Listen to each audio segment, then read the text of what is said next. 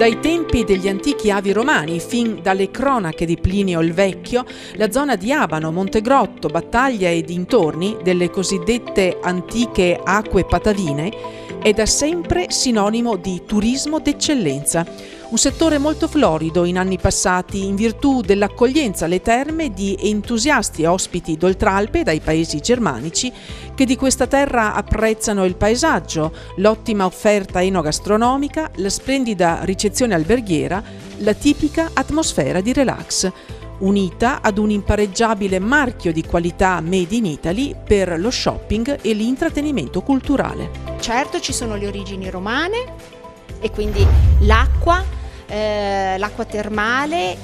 ricchissima da scoprire e da valorizzare sempre, e attraverso la sua salubrità i fanghi e la bellezza di un paesaggio che spiritualmente risana. Oggi qualcosa è cambiato nella fruizione dei servizi e i dati evidenziano un fenomeno in flessione. Complice la crisi economica degli ultimi 10 anni, complice una politica di gestione delle risorse in tema di salute e di cure che negli anni è cambiata e che ha penalizzato proprio questo settore.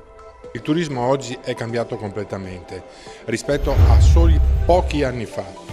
e il linguaggio che ci spinge ad essere sempre più attenti, sempre più performanti, questo termine che viene utilizzato e abusato anche ultimamente, il linguaggio è quello di Internet che ci impone di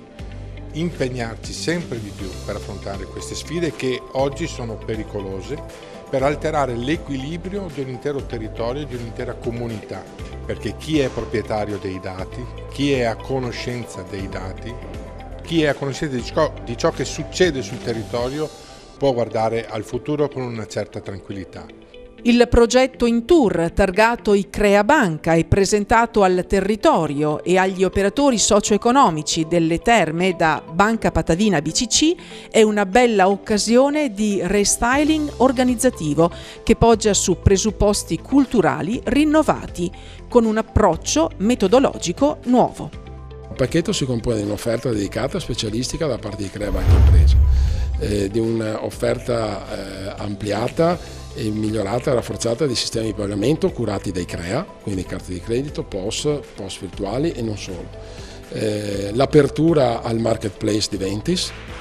e l'integrazione del tutto con una serie di operatori selezionati, non ostili, che lavorano nell'information technology, delle fintech che vanno a supporto dell'attività turistica alberghiera gestionale di questa attività. Noi come BCC Patavina